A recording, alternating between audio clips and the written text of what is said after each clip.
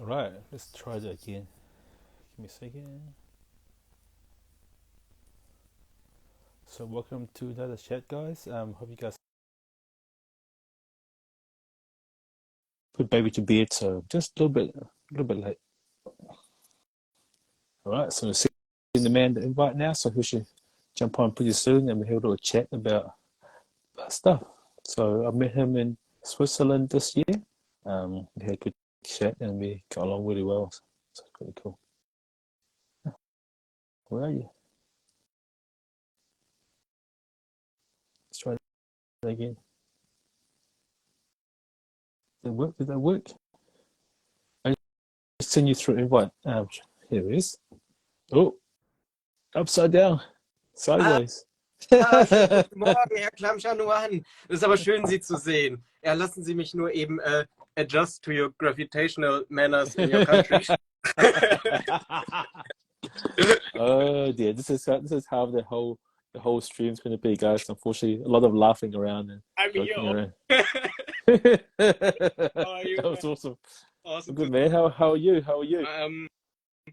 I'm recovering from COVID, the second round. So, Oh Jesus. yeah. But I'll overplay it. You know, you won't even. Fair enough. Fair enough. I'm super lucky that I haven't got it yet. Maybe I did get it, but I just didn't know. So, no. Touch wood. Touch wood. Touch wood. Anyway, for all the guys out there who don't know who you are, you want to give a brief introduction to yourself.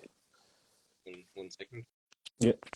I'm gonna go partner look with you with those lovely headphones. So yeah, I'm Krishna. I'm from Germany, and technically I'm a cosplayer for the last 7 years. Yeah. And but mainly nowadays I'm studying costume design. I have made my bachelor's degrees last year, and now I'm working on my master's degrees, and working a lot in the film industry, in the local film industry mainly, and or sometimes as a cosplayer. And originally actually came from a theater background myself. For 9 years I've been acting in a public theater in Germany, and for a very short time in New Zealand actually. That's right. That's right. Yeah. That's awesome. Yeah. So we had a good chance to catch up at Fancy Basel this year, and that was a blast. Obviously, get a lot of joking around and just being silly. Yeah, we didn't get any work done, but we Yeah. weren't there for work, so it was fine. We were just there for pleasure, so it's good.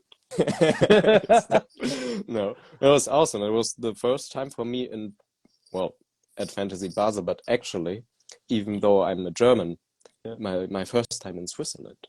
Oh, was Yeah. it? Wow. Like I've been to quite a few places, and almost all the neighboring countries of Yeah. Germany, but not Switzerland before. My I don't blame you because it's quite expensive in Switzerland. Holy smokes. Yeah, for us as well. Mm. I think like in terms of price, it's all very similar to New Zealand and Germany. Yeah. When I was in New Zealand 10 years ago or something, things used to be like a tiny bit more expensive in New Zealand. I think Yeah. adjusted to inflation, it would be somewhat the same at this Yeah. point. So yeah, it was quite the culture shock to go down there. And that's like a damn. Anyway, there's a question. Do costume designers make their own costume they design, or do they just design it for costumes? I guess it depends.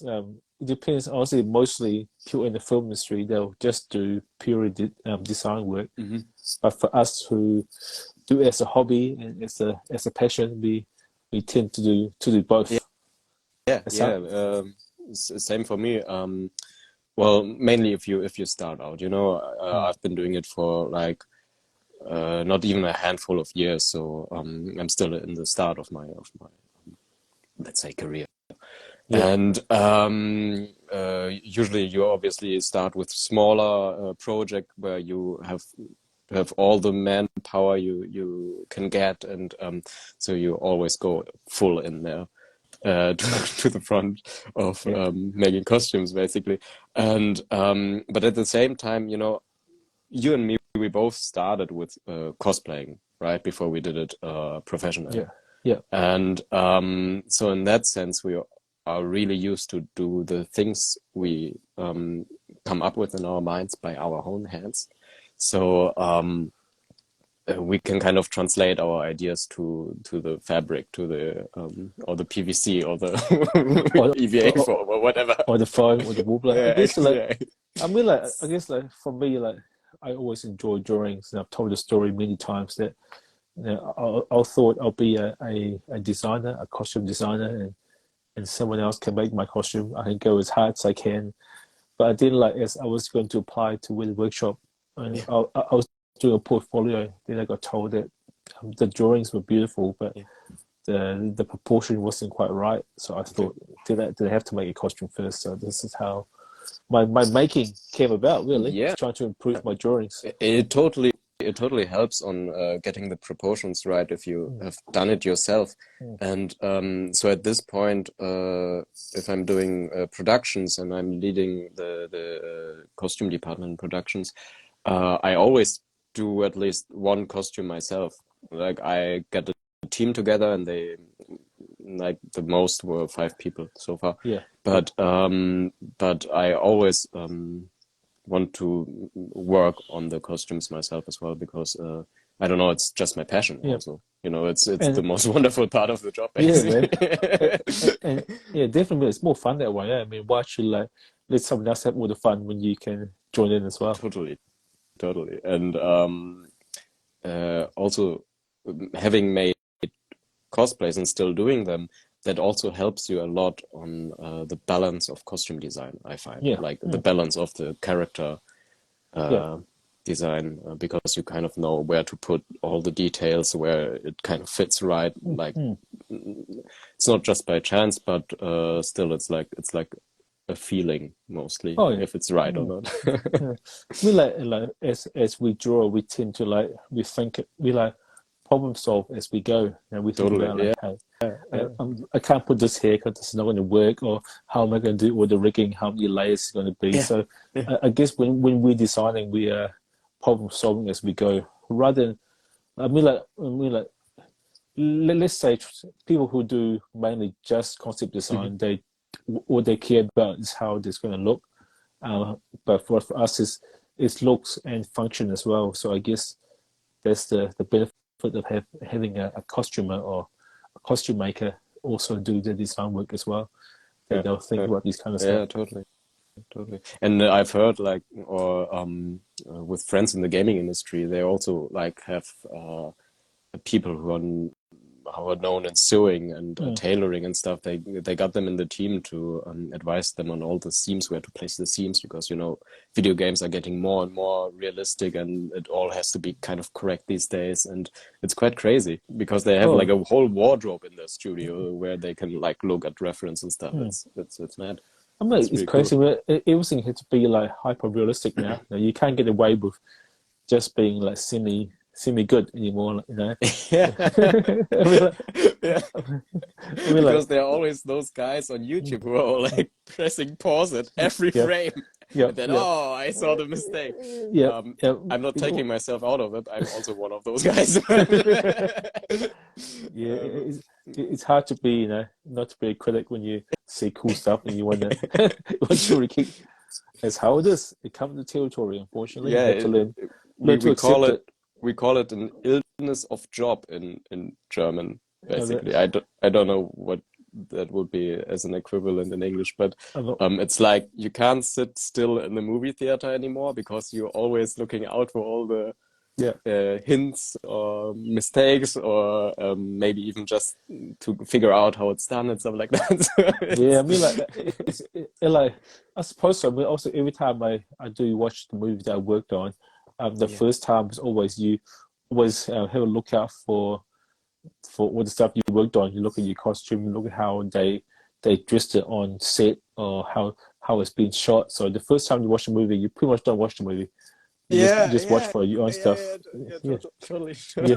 And I know you have been yourself Yeah. in the movies as an extra sometimes, right? So Yeah. you're probably looking out for yourself as well, and I mean, like, friends and it was funny because when I first was going to be extra on Mulan, I got told like don't get in front of the camera too much. 'Cause if your face gets seen too much, then they can't use you for that long.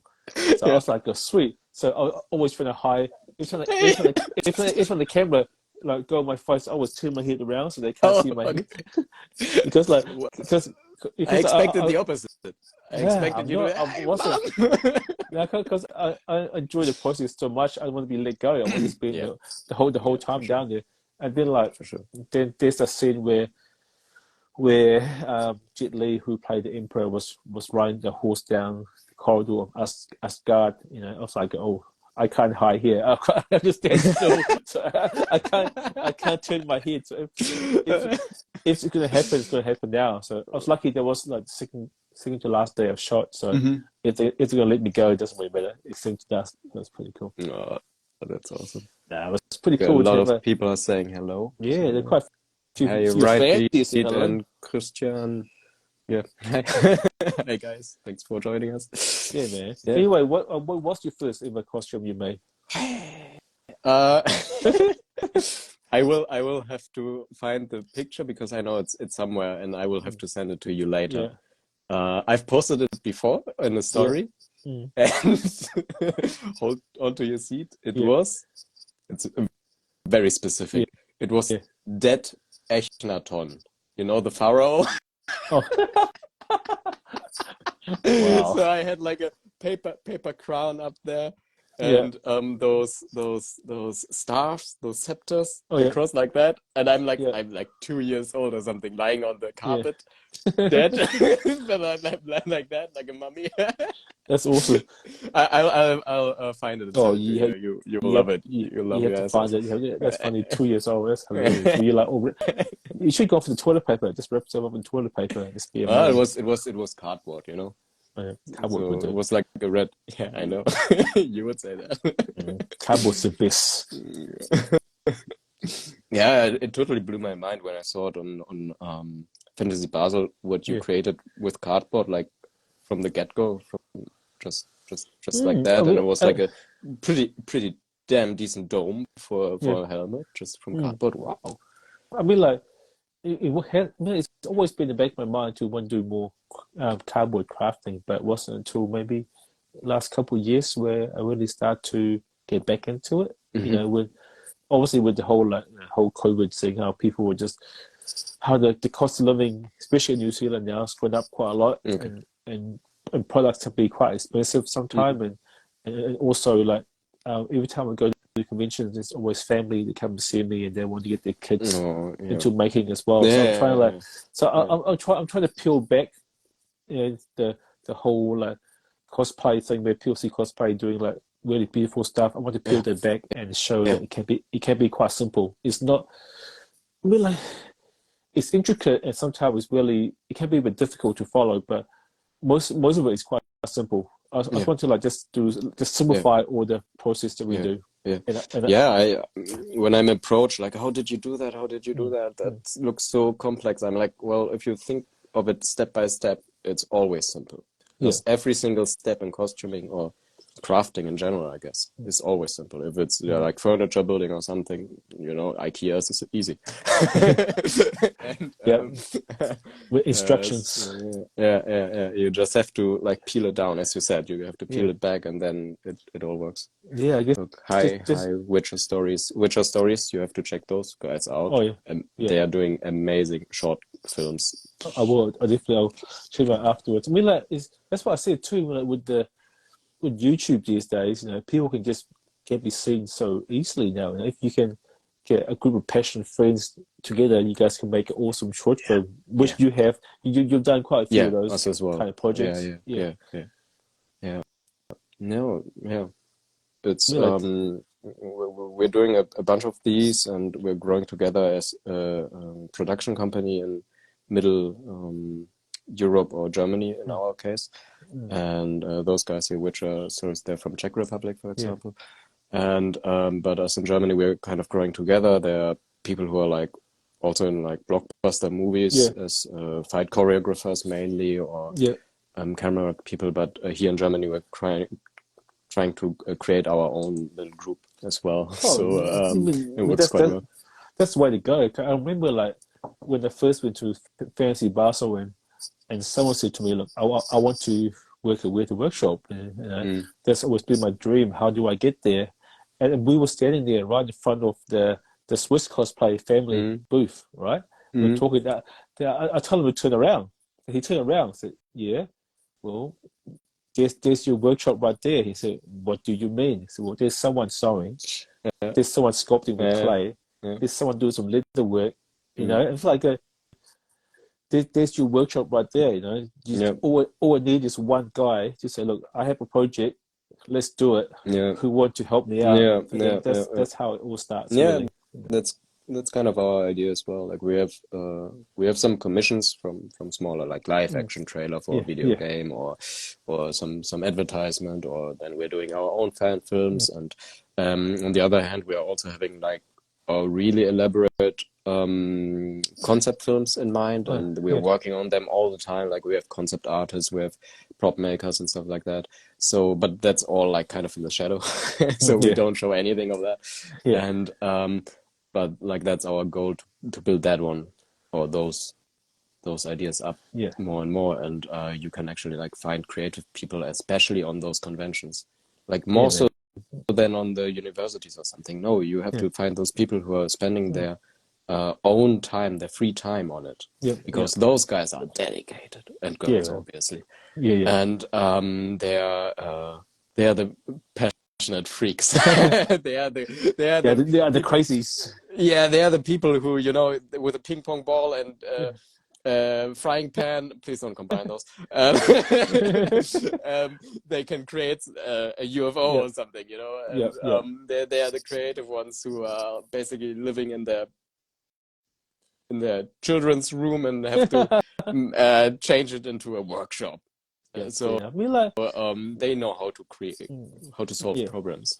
That's how it is. I mean, like, obviously for you guys, you have your own passion project that you can't share, but you have to almost earn your credits, and you have make a living by doing those commercial jobs as well. You know, totally. Which in the day, when you finally launch your passion project, you can say like, these are the makers of these trailers, these little short films. We now have our own.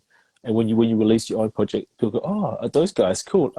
I'll jump on board. I'll help them out." Yeah, that's good. Yeah, totally, absolutely. Yeah, and I told you I have to show you some stuff. Yeah. So how did you make the jump from cosplayer to professional costume maker? Because I asked you at Basel, like, what came first, the chicken or the egg? And you said, no, I was the cosplayer first. I mean, like, and then, as I say, like, I kind of like fell into the whole world of cosplay by accident.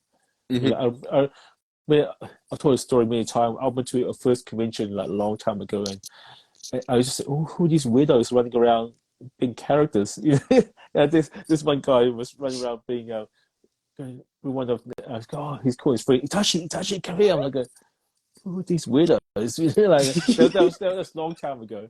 And then like obviously like when I was applying for with a workshop, when I first made my costume, it was a Thai Spartan, you know, of Halo. I wore it. Okay. Yes, I wore it to Armageddon, which is our local convention here, up in Auckland, and a few guys that I met along the way that work at Winter Workshop, and they were like, "Oh, you did a good job in this costume. You know, we're quite busy right now. Maybe we'll talk to our supervisor and we'll get you into the workshop just to help us out." You know, cool. So so I was working full time at the time. I was working at a retail store selling mobile phones. So so I was like, I was waiting for the phone call. Hey, come in. So it finally happened. I took 4 days off work, and I haven't been back since. And it's been almost 9 years now. So obviously, Sunny, if you need help, wink twice with your left eye. You haven't been back since. Like, it's pretty crazy. Yeah, I mean, I never thought that I'll be making anything. You know, before I started cosplaying, I used to watch YouTube, and watch guys like doing. Also, I'm a big movie fan. You know, I love movies. I love Yeah, you all have the to. Marvel movie or DC movie, and I remember seeing guys making Iron Man costume. I'm like, I used to follow them. Like, oh, these guys make awesome costume, but there's no way I can do that. You know, but and not until you start giving it a go, you realize it's not too difficult. You know, I can make this work. So yeah, so it's pretty cool. So that's how I got into the whole professional. Awesome. Obviously, like when I first started with it, I was in the paint shop.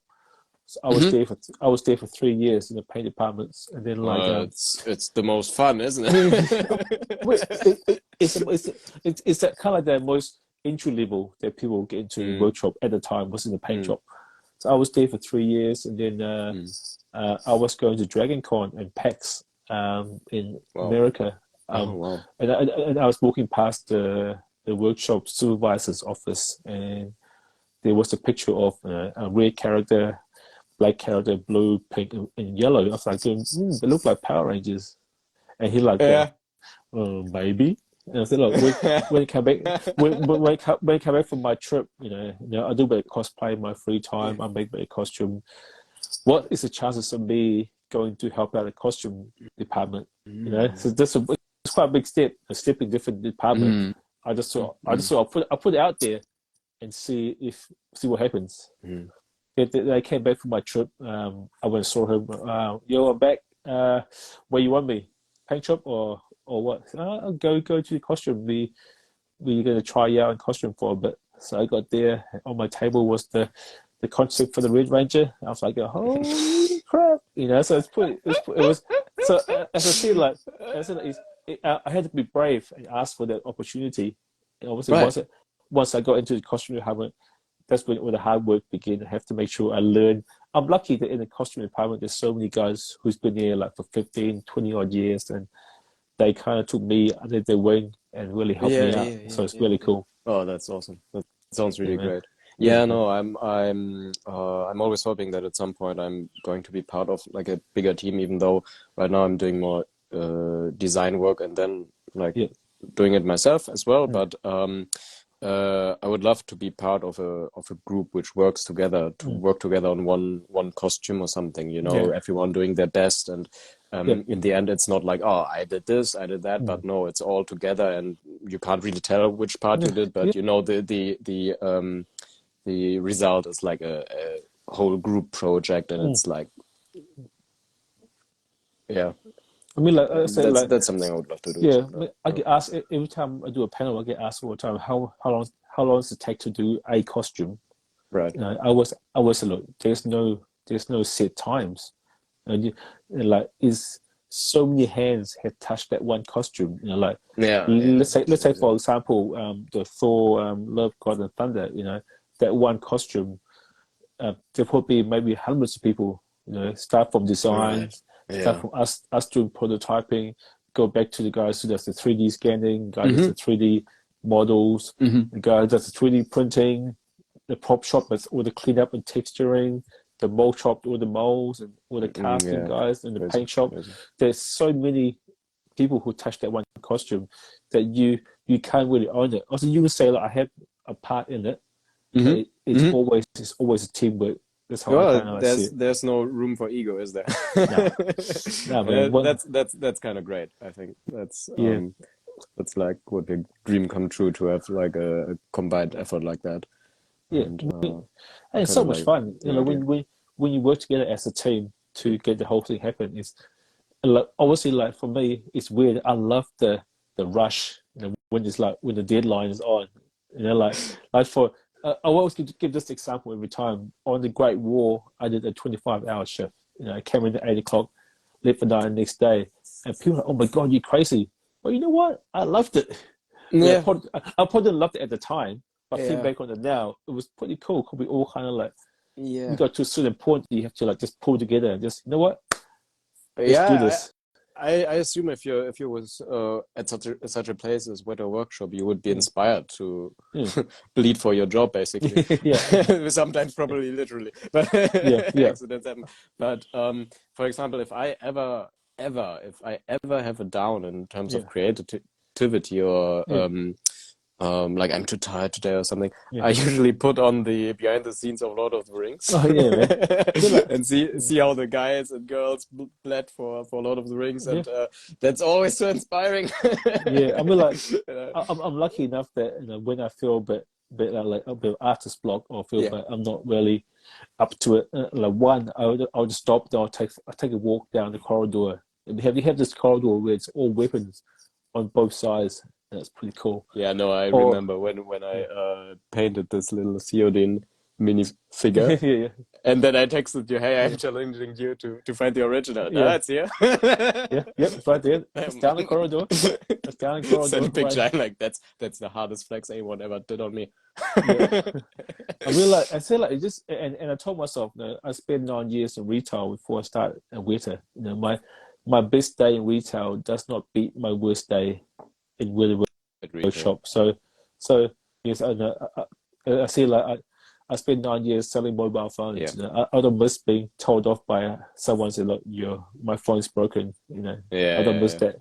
So yeah, it's really good to kind of like give yourself a perspective in life. Where my job every day now is to make costume for fun. yeah. Yeah, it's not really That's working awesome. really. Right? Someone say what's great about teamwork besides. I guess so.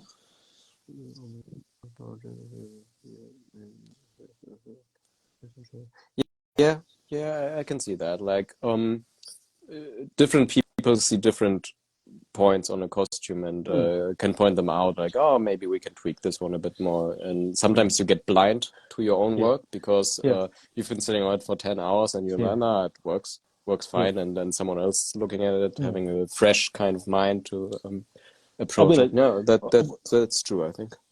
as long as in the first part of the process, once the costume already been ticked off, that's when you start getting the hard work done. No more changes. Yeah, No more changes.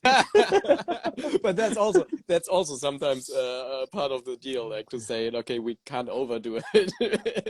You gotta. Mm. Um, Okay, I Krishna, think. Yeah. when you call something a cosplay and a costume, Oh, it's a hard one. I mean, like yeah. maybe like 10 years ago, you can tell a difference. Right. Yeah. Especially in quality.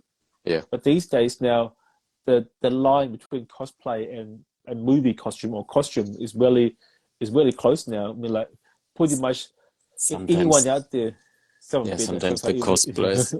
way better, way better. I mean, like because like people have access to so much reference pictures now, and Yeah. you have access to like machines that even the big prop house has. And you guys Yeah. got 3D printers, CNC Yeah. machine.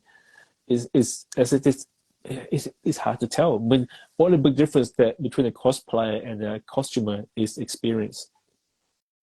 Yeah. That's all it is. And also with the time, 7 years ago or something in the cosplay Mm, scene, there yeah, would be some techniques which weren't like a given or weren't explored much, and mm, now they're like taken as granted. And mm, the nice thing about the community is that, especially on Facebook, there are like huge groups of mm, all different kinds of mm. cosplay communities, from Witcher to Star Trek Yeah, to whatever, yeah, yeah. and they're always exchanging. Mm, Uh, they're always exchanging and talking. Oh, I figured that out, and the mm, seam has to be there and there, yeah, and this is a material like mm, PVC mm, sheet or something. Um, and the exchange is always there, and that's really nice because the community is really open to yeah, sharing yeah. ideas and new discoveries, and there's not a lot of gatekeeping if it's about the crafting aspect of it, and that's really cool because it's really beginners friendly actually if you want to put the time in I things. mean, like it's definitely like Sorry, Rick saying sewer pipes too. Sewer pipes. So he's the guy. He's actually, yeah, he would be the guy I saw mm, cosplay as first. You Yeah. know, he did like Assassin's Creed costumes, and Yeah. I looked up Assassin's Creed costumes online Mm. because I thought the trailers looked great. I Yeah. want to have this costume, and then I Yeah. saw, oh, this dude is doing them himself. Yeah. So it kind of has to work to make them at home. It kind Yeah. of has to work, Yeah. and he's using sewer pipes as his source for PVC. So yeah, That's funny. That's cool. I mean, like I said, like even sometimes cosplay do influence what we do in the movies because cosplay has done all the research already. You exactly. know, sometime when we are making a costume, that we can look up what cosplay use. Oh, okay, that's good material. We use that. Or that's not good. Don't use that. And it does go both ways, which is really cool. Exactly. Okay. Yeah, absolutely. Absolutely. Yep, we all start somewhere, and trust me, Absolutely. cardboard's the way to go. It's pretty much free, and the best thing is you're not precious with cardboard. You know, when you use EVA foam, using Warbler, or using like Yeah. anything expensive, you're like, oh, I better be careful with this. But with cardboard, you just hack into it and just do it. You know, if it works, it's cool. If it doesn't work, throw it away, and start again. Burn it out. Yeah, burn it. Have method like Viking burial. You know, up in the boat somewhere, shoot your firing arrows at it. You know, it'd be awesome. But Disney is really aware of all the The dental, like the what's the Boba Fett reference, but I didn't quite catch it. I think so. I was just trying to say. I mean, like, I watched the making of the Mandalorian today, the third season, Right. third or fourth, Right, third no, season. I have, That's yeah, quite cool to watch that kind of stuff. That's like, I have even to to catch up with that.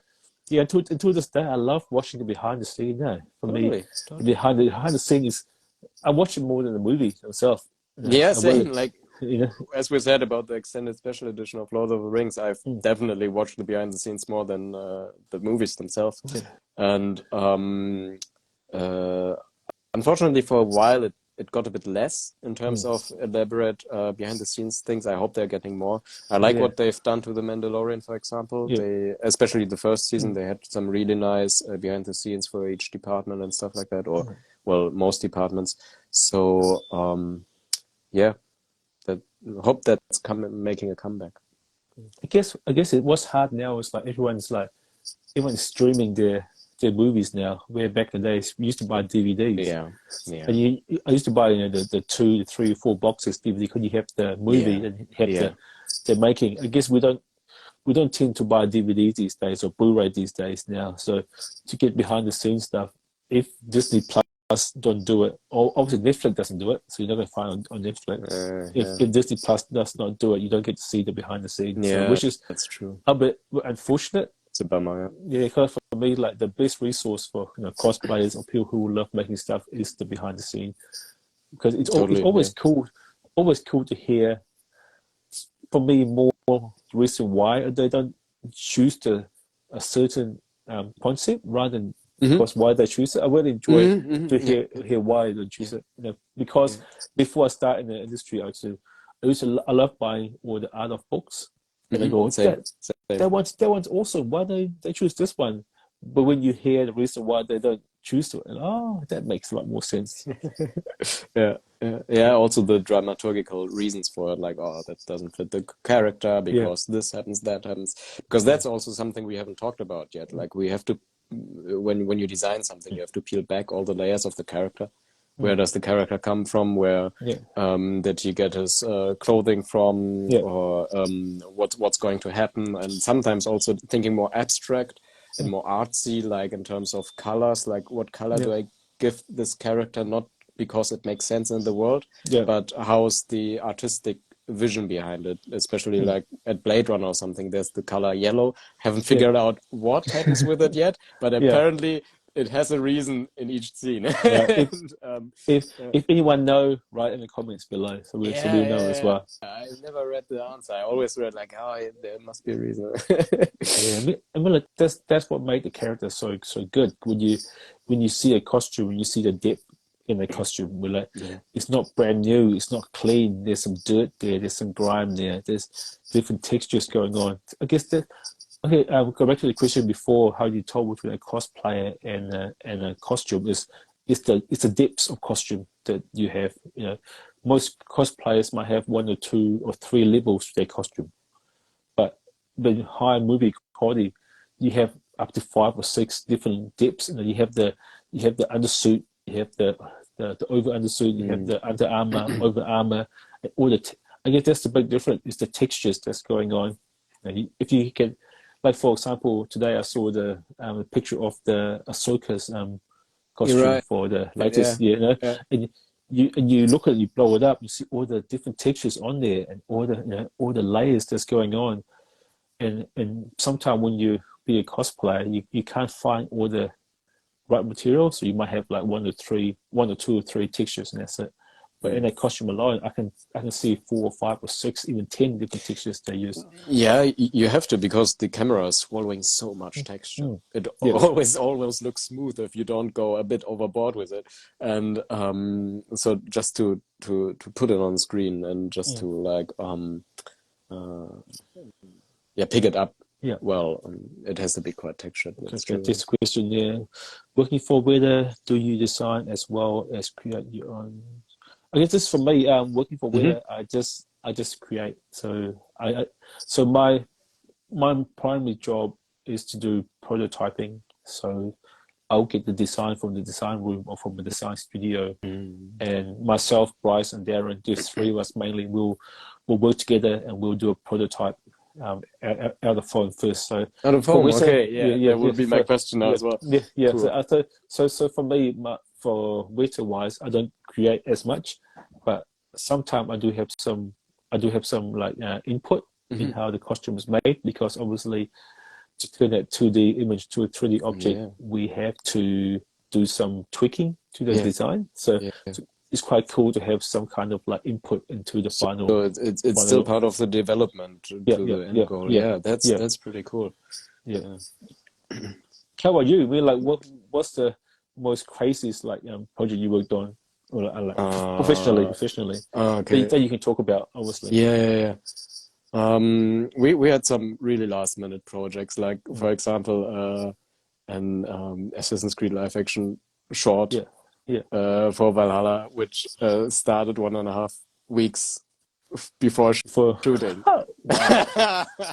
That's not short. That was mad, and we were 2 people. We were 2 people in the costume department. Jesus. And we had like 50 extras. So what I did was, basically you can't tell anyone about this because they will all think like, oh, so it's fine to start like 1.5 weeks. We just beat this whole thing out. No, like we can't talk about it legally. It's just like I don't want any customers to think it's normal to start 1.5 weeks earlier. But I called and texted random strangers online who had like some historical, accurate, or at least authentic Norse gear. Hey, we're going to shoot a short film then and then. You keen? And everyone, like I texted and called 30 people. I had total strangers. Yeah. Not one person said no. That's awesome. In the end, like 5 people couldn't come because we actually pushed the production even further to the front. So then it was 1.5 weeks. But it was still more than 20 extras coming with their own gear. So we had a huge collection of gear and could put together things from there. So some of the main characters we had still like came up with the ideas and designed and got the materials together. Some parts had to be scratch built and stuff like that. And but in the end it all came together to a round picture, and it was fine for the short amount of time we had. So that was crazy. It's about craziness. There's another project we're working on at the moment, which is a concept movie. It's in collaboration with a techwear brand, Acronym, and I'm coming up with all the designs themselves, and but we're kind of making everything from scratch, and that's like we've been at it for solid 2 years already. Damn. But everything is going to be designed. Everything has a dramaturgical reason, and we have concept artists and stuff like that. I showed you a glimpse of it before when we were in Basel at the Oh, that's right. at the Yeah, bar. Yeah. the bar. What? I must have drank so much and forgotten. Can't remember. um, and that's in the sense of craziness of amount of work, sheer amount of work. Mm. That's definitely the most far out project I've ever been part of, and yeah. So That's really like those those hard projects for me. Sometimes that one that you're gonna look for to see a lot more because you put so right, much work yeah, into it, and absolutely. it's gonna look awesome when it's once it's finished. Obviously, like it's the old say, if if it's easy, anyone can do it Yeah, because it's but then hard. it's also hard to stop, because you've Yeah, been at it for years, and then yeah, yeah, to make the stop right there, yeah. it's hard to make the change. But what was like the most complex or hardest or craziest project for you? For work wise, I Yeah, say or also hobby, both. I guess the most shortest deadline we had was for Ragnarok. Hmm. We had to obviously they commissioned a company in China to make Grandmaster's Guide for they make 16 characters, Hmm. and they asked them to obviously copy Jack Kirby's drawing, which they did Hmm. to perfection, to Hmm. the lopsided of the costume. So we had to do 18 costume in like 8 weeks. That was pretty crazy. Pretty nuts. Oh, So, but I mean, like, I say like it's that's hard. pretty cool. But for me Uh, personally, it was the hardest one. I mean, like I don't tend to. I used to make like 4 or 5 costume a year. I used to like what? make new costume for every convention I go to. Oh yeah, that's Yeah, crazy. yeah, I know some people do that. yeah, I've never yeah, attempted yeah. that. Used to do that, but not anymore. Obviously, it's hard now that I have a family too. So I try and Yeah. make one. Oh, I always plan to do more, Mhm. but sometimes planning and actually doing is doesn't match. I mean, I make one. I make like 1 or 2 a year now, so which is fine. Yeah, yeah, that's I think the most I've ever done was like two a year, maybe two and a half, something like that. Yeah. But yeah, so there's an aspect on which I choose my hobby cosplay projects, and that Mm. is that each of the new projects I choose has to have a technique I haven't used before. Oh For yeah. example, with this one, it was like tin casting, metal Oh yeah. casting here in the front, right? Mm. Or with the other one, it was like hand embroidery. With Yeah. the next one was like making a PVC helmet out of just like a flat sheet and with Yeah. heating and bending and stuff like that. Mm. So it always has to have at least one major Yeah. new Yeah. technique for me to be worthwhile, I guess. Mm. Yeah. Yeah. And so that's sometimes it's subconscious, but I Yeah. notice that it's always each time it's a reason for me to start a new project is to learn a new Yeah. technique. Yeah. This was I haven't tried much PVC yet. If I could give it a go one day. I Yeah, enjoy my foam and cardboard and please wobbler too much. wear a respirator if you do. Oh, Right, and do it outside because yeah. like it can fume. I mean, those ones are non-toxic PVCs, but Mm. everyone Yeah. claims that. Yeah. But in the end, always be safe, rather safe than sorry. But you can do some really cool stuff out of it. I believe they Mm. used to use it a lot more in the old Star Wars movies, for example. Yeah. Maybe Rick can tell us if that's true or not, Yeah. but confirm it. I mean, Yeah. and Obviously, yeah. all the stormtroopers were made out on PVC. They were just Oh, back I form think PVC. yeah, was it PVC? I thought it was like all thermal thermopoled. Do you use Yeah. PVC for um, thermopulling, or what do you Yeah. call it? Vacuum for Very vacuum form. Yeah. pulling? Yeah, Yeah. ABS. Yeah. ABS for that ABS. kind of Yeah, stuff. there you Yeah. go. Yeah. But man, it's like for me, it's quite funny watching those old film like especially with high def now. Remember watching the Empire Strike Back? Then like you see all the white duct tape on the side of all the stormtroopers. I guess that's one big downfall to high definition cameras or high definition TV. You see all the oh, juicy global. Yeah, man. I mean, like I've seen guys used it before and look pretty cool. I just haven't had a chance to really give it a go. Yeah. It mostly people have to order it in Europe, but I'm really lucky. I'm living 2 or 3 subway stations away from a DIY store who actually Yeah, sells it by the meter. So they have like this huge sheet. It's like a whole yeah, wall, and they go to a chainsaw with it and cut yeah. it to the That's size you cool. want it. So that's actually quite crazy and it looks really brutal. That's But cool, man. I can always go over if I need some. Mm, I'm like, mm. okay, no, let's get some. I have also like half a wall of here Uh, that's standing there. It's like half of it is like a white PVC sheet, yeah, and you don't even notice it because it's like white on white. yeah. And I'm like, gonna get some more. Obviously, like I was thinking about doing a a Mandalorian costume one stage. That'd be perfect for that kind of stuff. Like using PVC on those kind of things. Yeah. Yeah. One day I'll branch out from my comfort zone and I'll use something different. You can probably ask some of your colleagues to give you a sample to Probably. work with.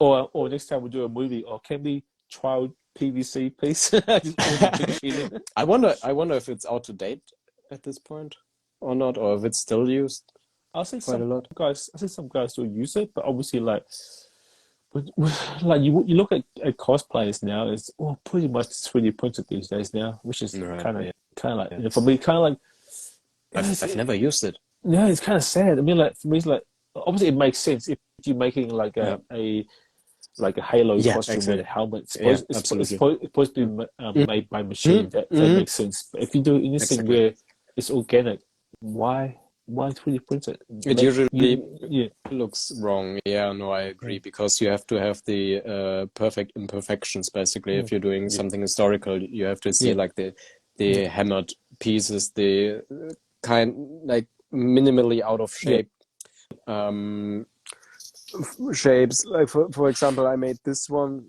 over the last in the last month. And it's like a Corinthian helmet. Obviously, it's Yeah, not painted yet. It's not yeah, sanded yet and yeah, anything. But I stood in front of 3 mirrors like yeah. this, and then I sculpted, and it was very close to Mm, being symmetrical, but it's mm, not. It just isn't. It is ever so slightly yeah, out of shape. And if you look at the originals in the museums, which we yeah. have here Oh, in they're Berlin the as same. well, Yeah, they're all handmade and they're yeah, hammered out of metal. And even in the Renaissance era, mm, way back when, or further back when they had advanced techniques and mm, stuff, it's mm, always like somewhat you can tell it's yeah. Bit it's not off. the same as if it's machined. Yeah, And that's like the whole charm of it. And so I agree. But if you're using something that is supposed to be machined, that mm, totally makes sense to use 3D printers. Nothing's mm, better in that case. But I've never used it myself before. yeah.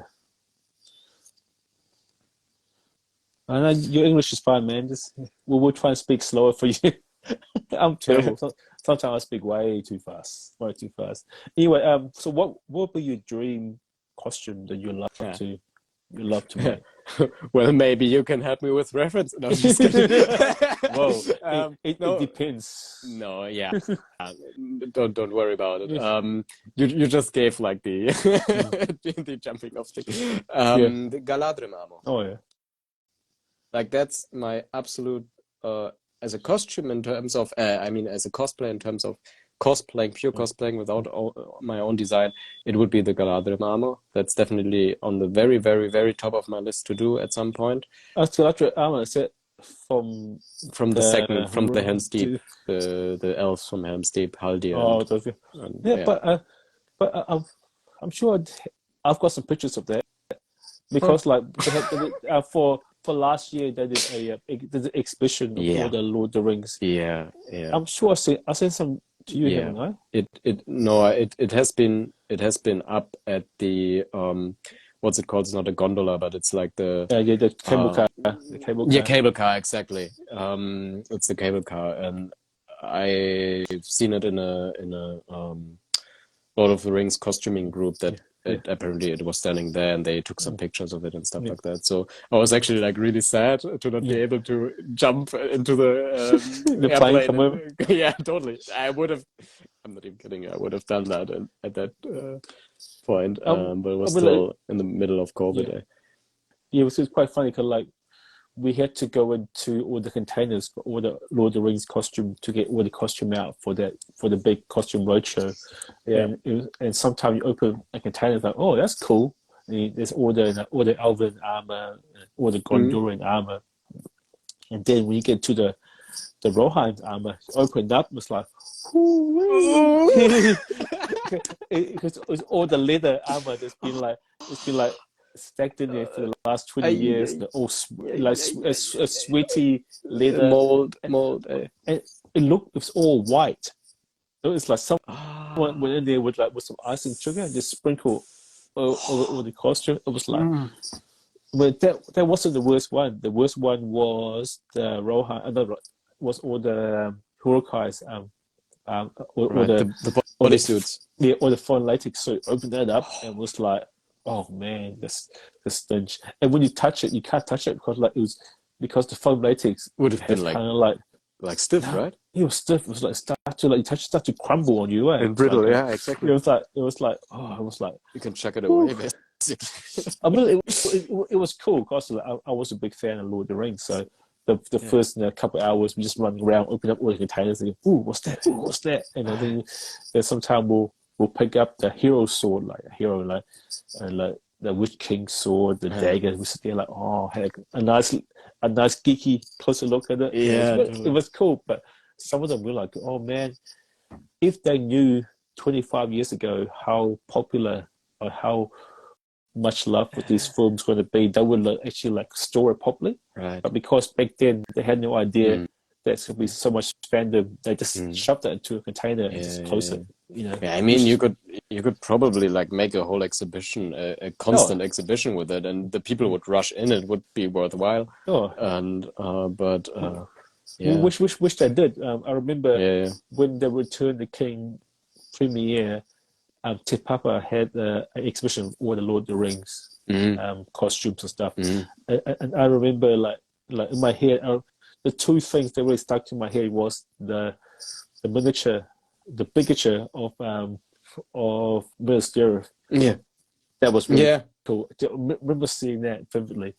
I remember seeing Boromir, the life size inside the boat. There was the two things. So the mannequin that was hanging there. Oh, yeah. So those are the two things that really stuck in my head. Obviously, there was an elven soldiers, all the stuff there, but for me, those were the two things that kind of grabbed me. Yeah, that was really cool. Yeah, man, that sounds amazing.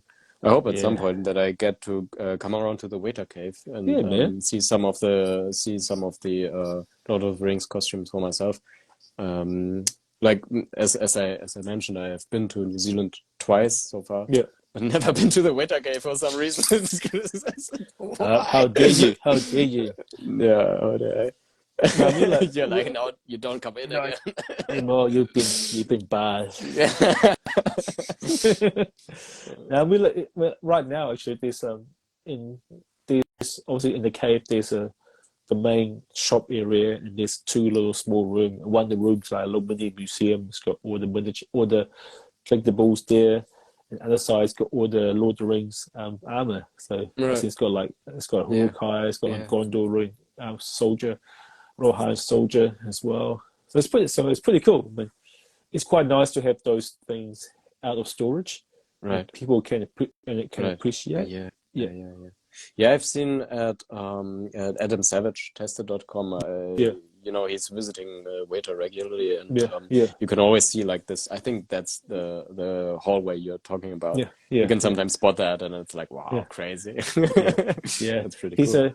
He hasn't been back since COVID, so hopefully he does come back. So it's pretty cool. Yeah, it's always really interesting what kind of insight you get. And that's kind of something I wanted to mention earlier. As the behind the scenes, unfortunately, get less and less because of the lack of DVD releases. More of the film crews or the companies who are doing the costuming or the behind the scenes are taking them on by themselves and uploading those to YouTube. At least sometimes I see that. That's yes and no, because in the day it's still the rights of the IP still belong to the studio. So sometimes they'll give us, if there's a separate budget for the media team to to shoot videos Right. as we go, Right. but sometimes they don't give them any budget. So it Yeah. depends. So it doesn't really up to us if we shoot behind the scene or not. We have to be asked to shoot behind the scene. If they don't ask us to do it, we don't tend to do it. We might do photos just for ourselves, just to make sure. But when it comes to making videos, it all depends on that studio which they ask us to do. Right. Yeah. Obviously. What is a question we have to ask? There are quite a few actually. Okay, a lot of people are saying they're going to New Zealand for the next vacation. Apparently, this one there, this one there say this is gonna be another. Javier Esquella cosplay coming. No, I've done once. That's from Red Dead Redemption 2. Yeah. And I've done one, and for me that's enough. It's a great game. I absolutely love it, but for me that's it. But we will take more pictures of it. Definitely. There are plans. So rest assured. yeah, man. Adam Savage is a great guy. I'd be lucky to have someone of his popularity that can highlight the world of making. That's really cool for us to have someone like him up there. Yeah, but no, that's kind of what I also meant earlier.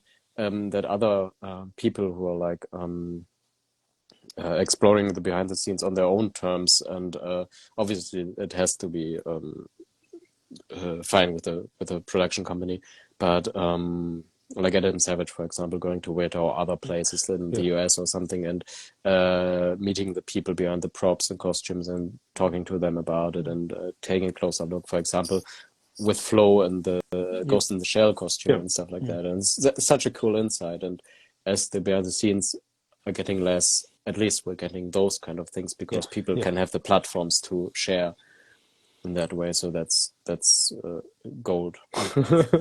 Man.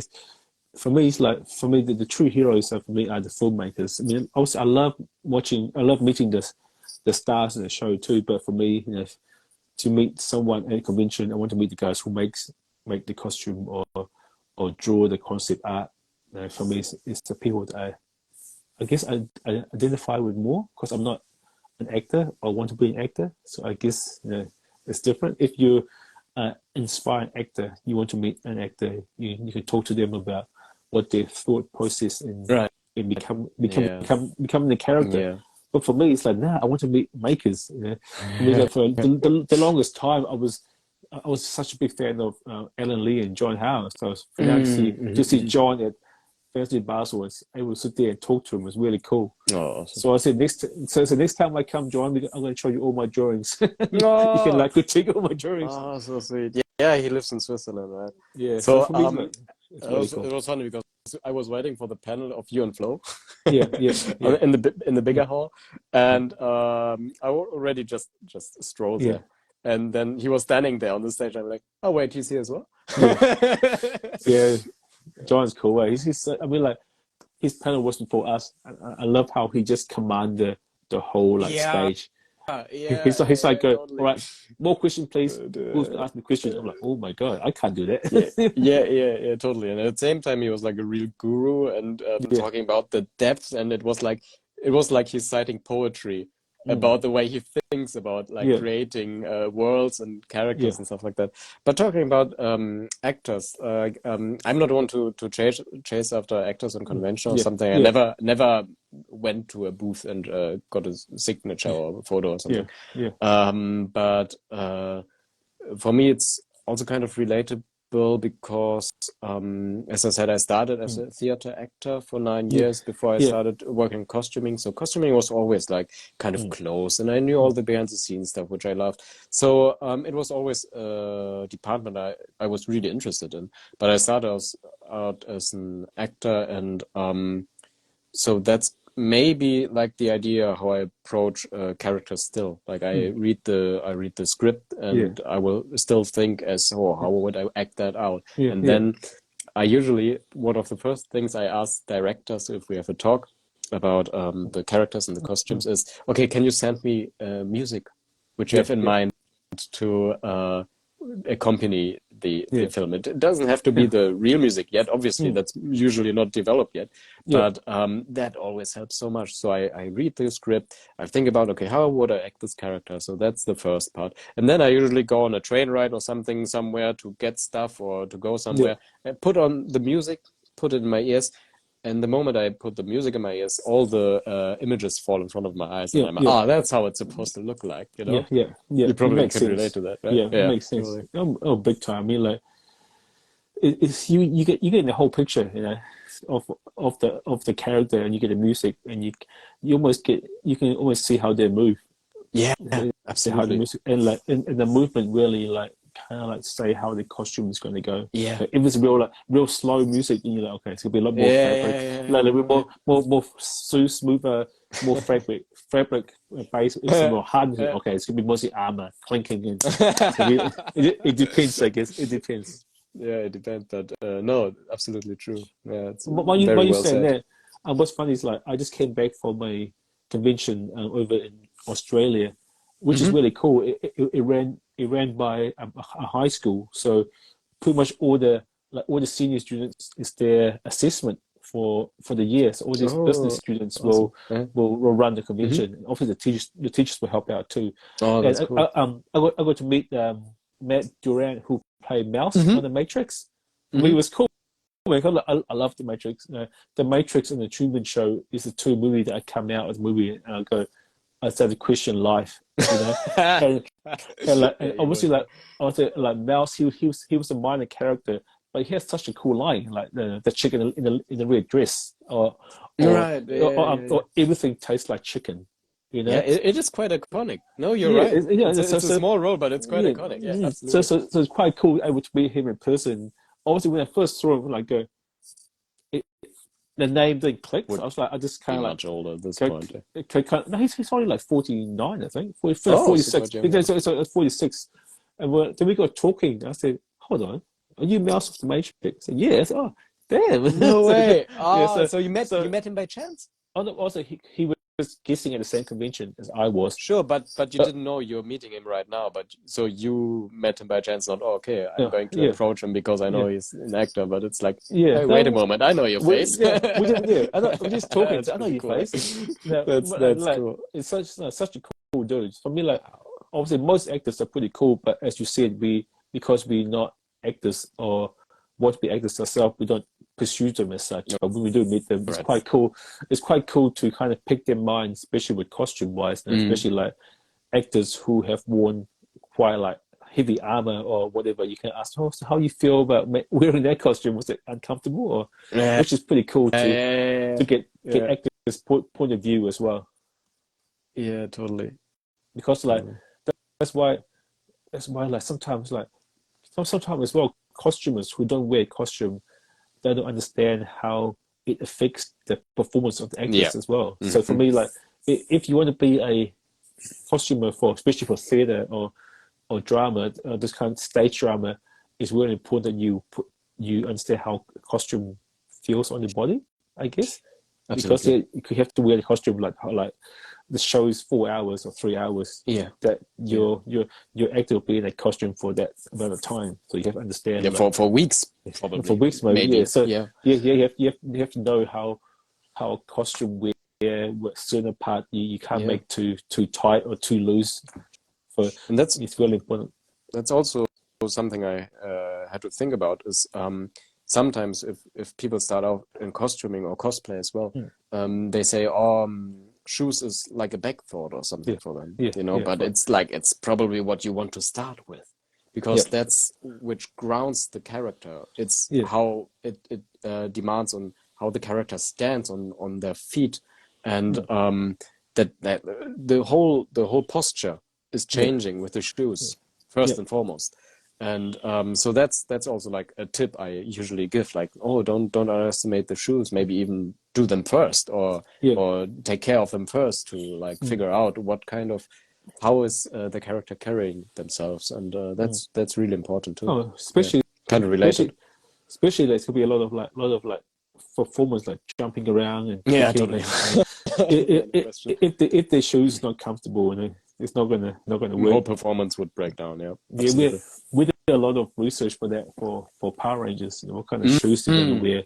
Yeah, Yeah. we bought so many like different brand of like shoes, and then we have to destroy them. Like, no, I want to keep that shoe. That is a beautiful shoe. Don't destroy Oh, that's really it. good. That's good. That's good. Yeah, we had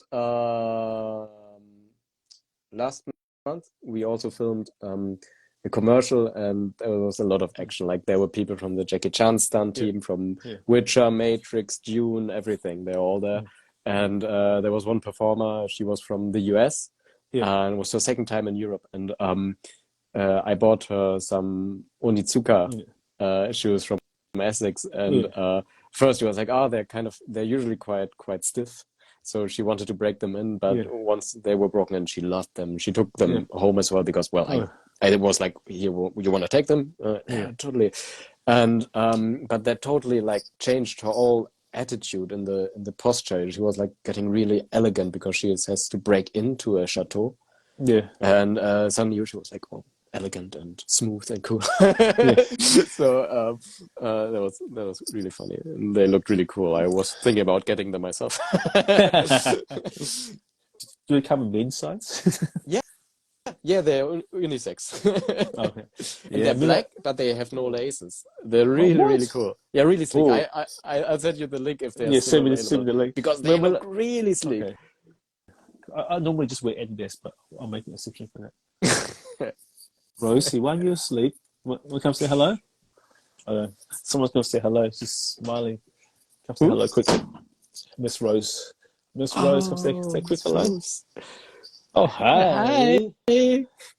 Hi, Rose. I'm Krishna. Hello, how are you? Why are you asleep? Why are you not asleep? Please be asleep. Are you going to take over the stream now? Hi, everyone. Big smile. Everyone say hi, Rose. Oh, no. You can't turn off the stream, baby. Can, yes. Yes, she can. Is Rose going to be a costumer when you grow up? You going to make costumes when you grow up? No, she's Are you? going to be the actress. Yeah, you wear the costume, man. All right. You want to ask the next question? Yeah. Or read the next question. Read the question. You've got any question, guys. Make sure you just pop them in. Oh, look there, all the hi, hello. All the hi, Rose. Hi, Rose. Oh, there's a hi, Rose as well. Yeah. just target all my followers. Just bring the baby in. Hey. If there's ever a time to get her account, it's now. Yeah. Hey, Miss Rosie Bum. Huh? You Miss Rosie Bum? Why are you so quiet? You're normally so talkative. Oh, are you quiet? You've been quiet. You've been shy. You're being shy. Shy and yes. shy. Yeah. Shy. Oh dear. You started already. Where's your mummy? Wait, we're doing a professional show here. How old is she? She's the most professional of the three of us. So don't worry about it. She's about you gonna say something? She's about 19 months now, 20 months now. Wow. Oh, yeah. That young. Oh, great. So, how's the communication between actors, makeup? I mean, like, most of the time it's non-existent. Let's just saying that though, for us, when actors get into the costume for the first time, especially for the prototyping, it's really important to get the feedback. Especially when we're doing like armor. That can you move your neck? Can you move your arms? Can you sit down? Can you go to the toilet? Is everything safe? Yeah. I mean, it's obviously quite important to get that. Oh, you're waving. Hey. But I mean, like, I guess, like, but once they're on set, sometimes we see people with the costumes as well. But sometimes, we have to just go for a few weeks to train them up. It just depends. Yeah, right. No, I talked with Flo about it, and she said sometimes you don't even meet the actors before set has to be ready. So it's really scary, and I've been in this situation quite a few times already, and I thought, oh, okay, nice to know it's not getting better when it's more professional. Obviously, with us, we always get the body scan of the actors. Or scan, all right. We get the scan of actors Good, mommy. Good, mommy. Say bye. Bye, Rose. I Bye. know you can't hear Bye. me because Sunny has the headphones in, but Okay, and she goes. Bye. All right. oh, adorable, Yeah. super lovely kid. If so, we normally get the body scan of the actors, but they can't always be in the studio. Right. Yeah, So sure. the scan gets sent through to the Well, CNC machine. that's quite accurate. Yeah, Yeah. that's cool. But yeah, I always have like a whole data sheet where it all explains what to measure out. Yeah. And I always send them those sheets to the actors. Yeah. And they're Yeah. usually getting their partner or someone else to measure them out. And sometimes they're on a set, for example. Yeah. In the beginning of the year, someone was on the set for June. Yeah. So they had all the crew to measure them out correctly, Yeah. you know. So that was the easiest part. But I always have a sheet I call it always measuring out for dummies. Yeah. Because it's like really Yeah. going Just into line, every detail. So there can't be any mistake, even though one mistake is always being made, that is the ankle of the shoulder. Yeah. And they are always sending me the measured length of the shoulder. I'm like, no, I need an ankle. But never mind, just send me a picture of yourself and I can kind of figure it out. Yeah. Yeah, I heard a story about the Robocop costume. Jesus, I've been watching it on Netflix quite a bit. And there was one episode where they talk about Robocop and how much drama the actors have to get into the costume, which is but these days now I feel like the costume are not super uncomfortable. I guess now they used to be. Depends on the production. Yeah, I guess like one thing I do find though with experiencing being an extra myself. That the extras, the costume look beautiful but not comfortable. You know. Yeah. For me, it should be the other way around, because if the actor gets sore, get a bit hot, they'll just take the costume off. But for extras, if you're sore and hot, no. Yeah, and you lose a lot of time on set as well, and that's precious and expensive. But it depends on the production. Like having worked with a lot of stunt people already, and I usually, to answer the question earlier about the communication, I usually get along with the actors and stunt people super good. Like we're always friends after the production, and we're meeting each other in our free time and stuff like that. So that's pretty cool. But they are always having their horror stories about armor. Usually armor which isn't like tailored well on the hip or on the waist, because armor, the chest piece, it always has to end here on the waistline. Otherwise you can't sit down. And there are some productions, I'm not going to name names, but there are some productions where I can see it's too long, and they can't. I can see they can't sit down. And when I know those actors and stunt performers were at this production, I'm always like, "Hey, could you sit down?" Like, no. It's the same with me too. I mean, I pride myself in having my costume really movable. Practical, I practically want to sit down. I go to the toilet. I have to take everything off to go to the bathroom. Yeah, I guess that's important for us as costumers too. That we have to think about that kind of thing as well.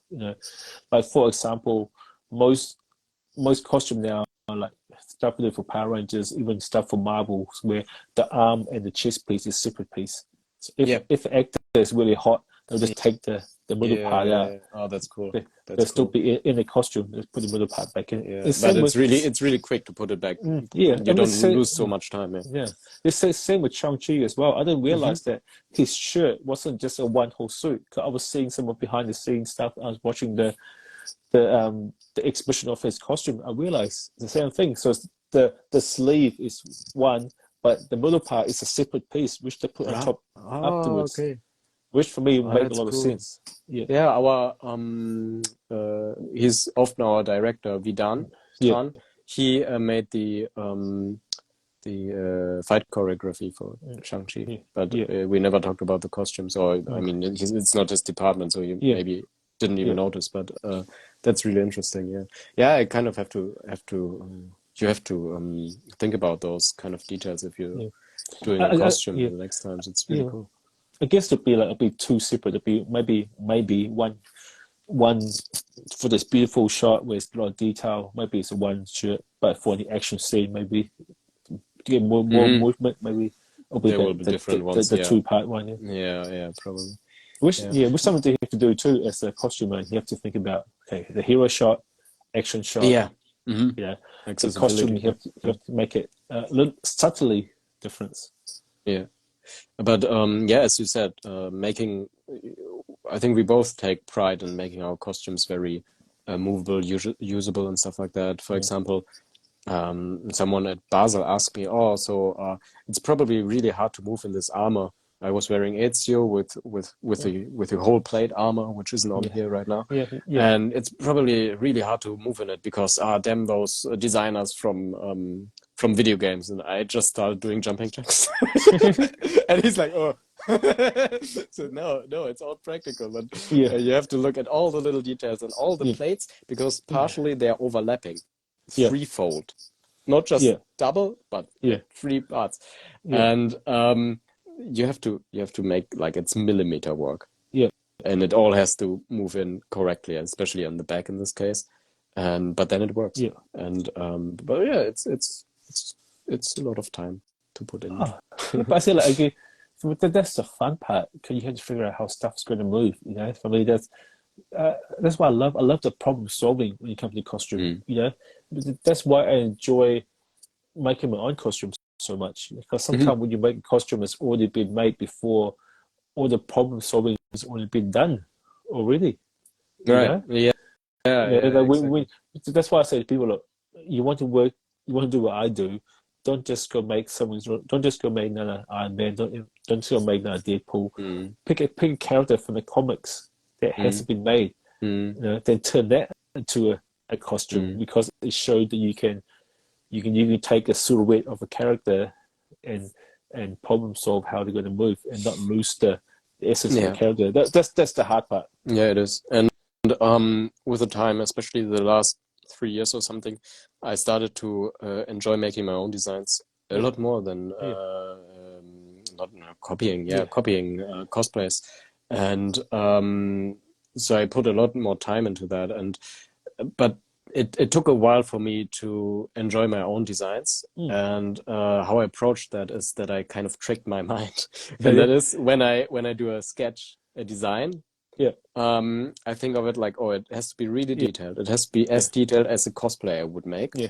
And then I take this design, put it on the wall, because right here, what I'm looking at is like a whole wall of sketches and drawings. And I have to distance myself from it. And then I have to trick my mind to say, okay, someone designed that. Now you, as the costume technician, have to make this, but you have to like be right on the money because someone else did this. And they're expecting it to look like this. Otherwise, I would like be tempted to make like shortcuts because it's my design. You know, it's supposed to look that way. No, none of that. It has to look like this. We talk about costumers. The master herself, Flo from Bugger Cosplay, is on here right now. Her costume, her Naruto costume, man, that she made, it was amazing. Yeah, absolutely. No, I had the pleasure of seeing that quite a lot in person. I want to. That's like, I have to meet you one day. Right? We have to catch up one day. Maybe next year, get you to come to Fancy Basel. Oh, look, nice. That's one of the sketches from the earlier this year, the samurai thing. And obviously you think of like what's the budget, what's appropriate for the screen and the light. And we were actually working at the stagecraft stage, which is, you know, the one with the LED screens they used in Mandalorian. And so that was kind of new because the light all behaves differently than you're used to. And all that stuff had to be considered. But in the end, I put on the design, I put it on the wall, and it was hanging there since. And had to distance myself, okay, it has to be this in the end. And in that way, I found a way to make designs which I like myself, because it's like working on a cosplay in the end. And the details are all going to be there because I'm demanding more of myself. So I guess with me, the way I push my designs, like I love buying all the art of books. You know, so every time I do my design, I draw it the same way. You know, I always do the front, the back, the side. I do if it's undersuit, I draw undersuit as well. Cause my way of thinking is like, if I happen to pass away, blah blah blah, someone can pick up this design and make it themselves as well. Mhm. Yeah. And yeah, I do look at those as well. I have some from a lot of from Star Wars lying around here. And but I really love your drawings, especially, or not especially, but also your traditional drawings. Yeah, Like you have this sketchbook, I think, where you went to Weta Cave with and yeah, sketched out a lot of the rings, yeah, yeah, yeah, armor yeah, pieces.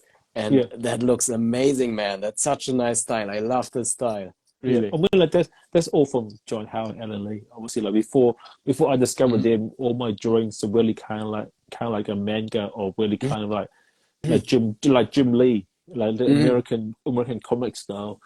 Obviously, I went to art school, so I learned life drawings and those kind of Right. stuff. But Yeah. I didn't put two and two together until I saw John Howe and Lee's drawing. To realize, hey, I can utilize all my skills that I learned from life drawing and make that into like a conceptual Yeah. drawing. You Yeah. know, which is really cool. But they look absolutely beautiful. They have like this old school feel to them, Yeah, and it's really lovely. Like looks kind of like an idea of in Red Dead Redemption, Arthur Morgan always draws into his sketchbook, yeah, yeah, and you can yeah. always discover more and note something down. It kind of looks Mm. like this. It's like an archive, and it's Yeah, really I cool. mean, I say to you, look, if you can draw, like, you don't have to draw well, but as long as the picture you draw, it can communicate to yourself what you are doing. That's fine. But some people are like, oh, I can't make my own costume because I can't draw. But Right. no, you can do a certain amount of drawing that it shows you that your process can be this and that. That's all good to go. But as long that you can see it, just has to be beautiful, obviously. Look what Rick says here. So drawing is watching and watching is learning. That's so Yeah, true yeah, because you watch for a longer time yeah, and you're scanning yeah, basically yeah. all the little details and putting them all into perspective and the right yeah. But for me, drawing is fine. Like even like for example, when we did that did the Reaper for the Overwatch competition, even though the character's already been done, as I'm drawing it out, I'm working at my process. Okay, I'm working out how many layers you're going to do it, and what kind of stuff you're going to make it from. So for me, like drawing is almost like reconstructing the whole costume in my mind before I start making it physically. That's how I kind of see Yeah, drawing as well. yeah, It's a tool. absolutely. Yeah, it's totally helpful. Yeah, Yeah. but it kind of like it almost like problem solve. I say Yeah. not 50%, but most of the way problem solve most of the stuff for you already. No, because it's like almost a simulation of making the costume. Mm, It's almost like you're going through each part. You already are thinking about, okay, how I'm going to solve that? What mm, am I using for this and that? And you're going through the whole process already. So mm, in that way, it almost feels like when you're actually working on the costume, it feels like you've been there mm. with your mind. You've been there already. Yeah, So you're not being surprised that often, or sometimes not at all, yeah, by yeah, any mishaps or something. And actually, that helps me a lot. Of not often, most of my costumes, I never remake anything because mm, it's always like pre-planned. And just what you say, I usually do drawings as well yeah, first, because you go through all the process and uh, you already play with all things that can go wrong, yeah. basically in your mind, and you play through this scenario, and so you're prepared. Yeah, so that's also a really, really good tip. I don't hear often enough Yeah. for making costumes. Yeah. Yeah, I mean, like as I said, I mean, like some even like you see now Beverly Downing how she did a lot of 3D scanning herself and she did the whole little duct tape. But like any way you can do stuff to make it easier, quicker for you, it works fine. Some people can use tinfoil to like. And again, it's like before you invest yourself in material, you want to almost kind of work out how you're going to make stuff before you start Yeah, cutting into yeah. the expensive foam, expensive Yeah, mortar, or yeah. expensive Or the fabrics, I PVC mean. fabric. Yeah, yeah. Whew. The more planning you can do Yeah. before you really get into the really heavy work, the better it's going to be for you. And it comes with experience too. It comes with experience after a while you work out. For me anyway, every costume I make, it kind of like follow the same kind of formula. You know what I mean? Yep. It's like baking a cake. And Yep. the base of my the filling is the same. Yeah. The only big difference for me is just the icing on top, or the fondant, or the icing, or the design is different. And really similar to baking a cake. In the last 5 minutes, only in the last 5 minutes, starting to look good. You put a cake in oven, your fingers crossed, please come out, please come out. Hey, sometimes it only starts looking good after the weathering, for example. It's crazy. I love weathering. For me, it's like, one, I don't enjoy making beautiful new costume because it just look a bit weird. And two, it's a nice way to hide all the mistakes too. Bell damage. Yeah. And sometimes it's really hard though. But every costume on film is usually weathered. Even good looking suits, even fresh new suits. Because again, as we talked about texture earlier, texture is getting lost in camera, even in 4K camera, even HD, everything. But even good looking suits are worn in. And that's something we have to keep in mind as costumers. And another example I just thought of is, weathering rig, exactly. Yeah. And was when I brought the dress to Basel. Yeah. That was also like, that was thrown into buckets and cauldrons, like proper cauldrons, like this big, of paint, and counter dyed 3-4 times or something like that. Even though it's like, it's this fine baroque dress, but no, it's heavily weathered. You have to be, because it's more lived in, like no character. I mean, like, except for like they might get a fresh brand new costume, but most of the time it's always like, this guy's been in the costume for years now, and he's gonna be dirt here, it's gonna be like stain around the neck, all those kind of stuff. A sweat patch right here. You have to think about all those kind of things when you're making a costume. Absolutely. And for example, for this samurai project, I went to the Samurai Museum in Berlin, which is like really new. And Flo went there as well. And so that's awesome anyway, but I looked at all the patina and all the rust on the armor, all the chipping off of the paint, because they painted all they lacquered all the plate armor and stuff like this. And what is it going to look like? Because there are so many layers only on one sheet of metal. There are layers, like 3, 4, 5 layers or something like that. And how do I solve this with the paint job? Because as I said, you have to go over the top for the camera. So I really made it look antique, which wouldn't be right because it plays in the Sengoku era. The armor wouldn't look as old, but because we want to be a bit more over dramatized, that was like my goal and my benchmark, basically. So that was really cool to look at the original, because there are so many more colors in there than you would think over the time.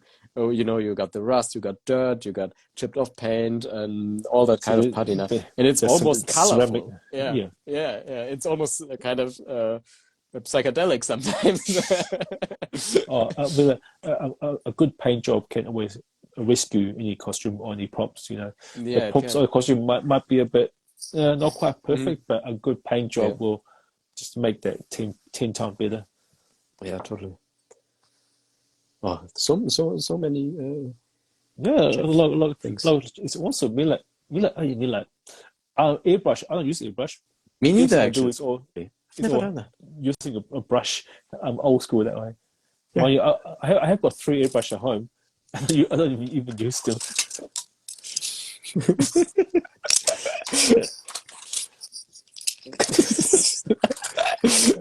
Oh dear! Keep on going. Wait. And now put it back yourself. No, there's even more. Okay. That's like 3/4 of the amount that is there. But if I take more, everything will fall over. So just live stream. I'll post it on my profile. You can watch the whole thing. Perfect. As you go. I mean, like, that's for me. Like, my big reason of doing my way is I want to show people you can make stuff at home. Totally. You know, that everything I use is pretty much something you can find at home. I mean, like, I don't tend to use any more expensive material or expensive equipment that anyone else can get, because it just makes sense of my style and what I'm trying to promote to people. Really, I mean, like, saying that, I mean, like, I had got myself 3D scan 2 weeks ago. Yeah, So you told me. Yeah. so I am getting a mannequin of myself, which could be quite be quite scary. But you know, The only thing I have, which is really accurate to my body, is uh, this plaster Jesus, bust. yes, yeah, And well, this is from the last production. yeah, But yeah, no, it is actually my face yeah, asleep, yeah, basically. But yeah, so yeah, it might come over as quite arrogant to yeah, have a bust of yeah, yourself at home. yeah, I thought about getting like a crown. What's it called? The Caesar, the Kaiser yeah, crown around yeah, here. yeah, yeah, The Lorbeeren in German. yeah, yeah. What's it in English? Do you Yes, know? it's a crown sound right? Yeah, but like of the Roman Kaiser, Oh, of the Roman emperor. The Caesar one, the olive branch one. Yeah, Yeah. no, it's not Alfred. Wait, let me Google. Oh, so someone can find it. Someone can find it. Lorbeeren.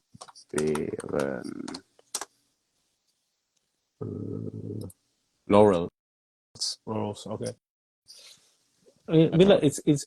I mean, if you have find a place that can scan you, for me, a big reason is like I've been borrowing all these scans of these actors, which they was by the same height, same build as me, but they're all a bit skinnier than I am. So I'm not like super skinny. So I have to. That's found. Yeah. So I had to pad them up a little bit to make them fit my body type. But now I have my own body. Unless I lose weight or gain weight, I'll be trouble. But still, it's nice to have that to build on. Obviously, been here for 9 years now, so I thought, it's about time that I pull some strings and get myself done as a mannequin. So for 9 years you've been working on it. Yeah, this is my ninth year. So yeah, so it's pretty crazy. As I said, like I never thought I'd be here for more than 4 days. And to be able to stick around for almost 9 years. That's so cool. Good on you. But I'm not surprised. You're super talented, and Oh. I bet you're a big you're worth a lot for the company there. Well, for me, like I have that FOMO where I want to try everything. Yeah, same. Yeah. That's me. Oh, I see someone do something cool, so I want to try that. Yeah. There's someone used to. I want to try that. I guess that's my way of seeing life. Jack of all trades. And that's something you have to live life to the fullest. I want to experience everything as much as I can, and I take that to the workshop too. Like when I first started off in the paint department, during the lunchtime, I will walk around the workshop and I'll see someone look cool. Oh, that's cool. How you do that?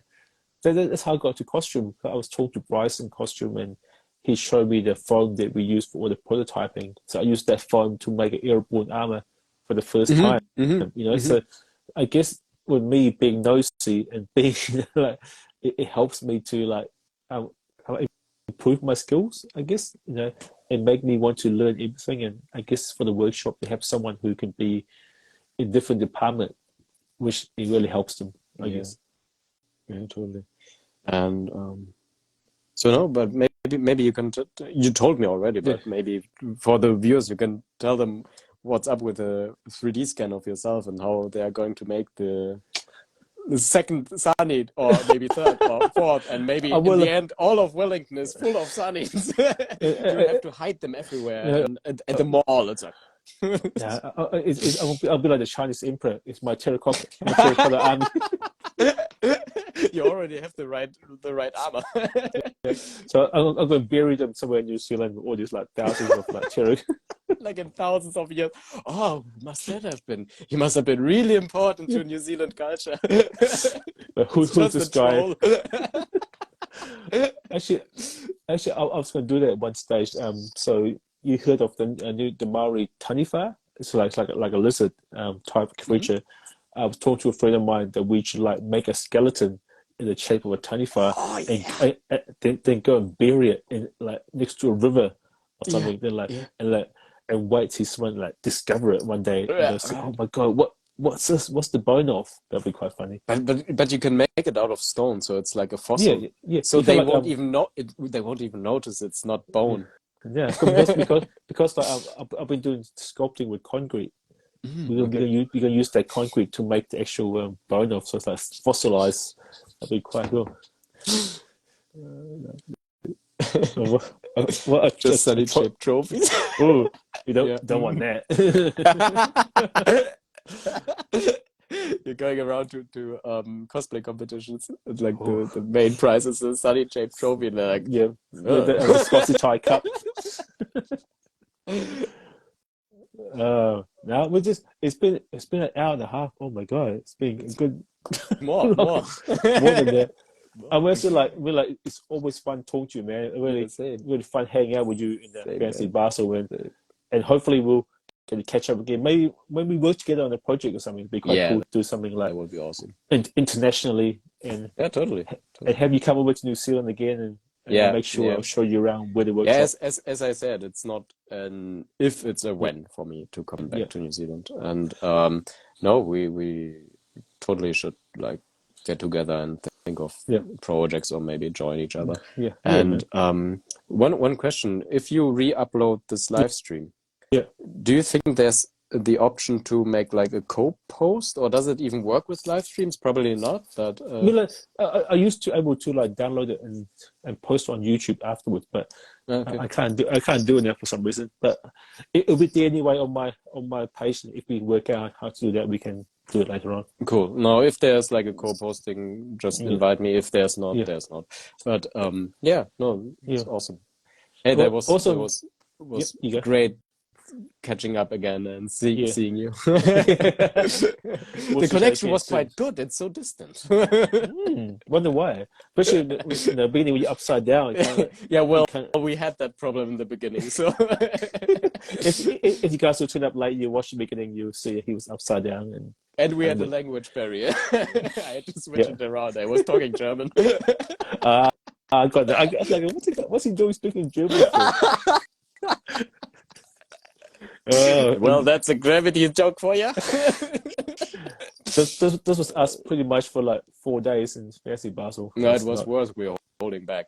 Yeah, it would be PG, not PG. It's what's it called? R-rated. R-rated. We already talked about Indo and Thai extreme design, spicy Indo and Thai design. Too spicy for Instagram though. all right. We're going to call it before we go to our basic version. Okay, man. It was great catching up with you, and thank you for everyone watching. There were so many comments. Actually, I'm quite overwhelmed. And same here. We tried to read them all, but all right. Awesome, man. Thank you. Thank you. Later on. Catch you later, man. See you, man. Ciao. Bye. How do you? You just push the X button up the top. Let me just. Besser. Ja, sehr gut. Okay. Ja, ey, war super schön, dich zu sehen, Sunny. Nächstes Mal, wenn wir uns wiedersehen. Bis dahin vielleicht in der Schweiz oder Neuseeland. Keine Ahnung. Aber hau rein und wir sehen uns nächstes Mal wieder. Bye.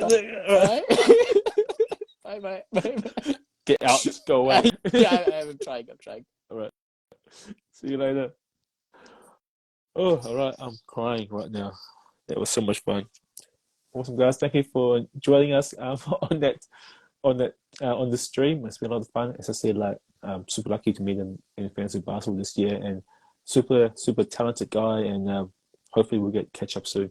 And Flo, I'll have you on this show soon too. All right. Awesome, guys. Thanks for watching. See you later.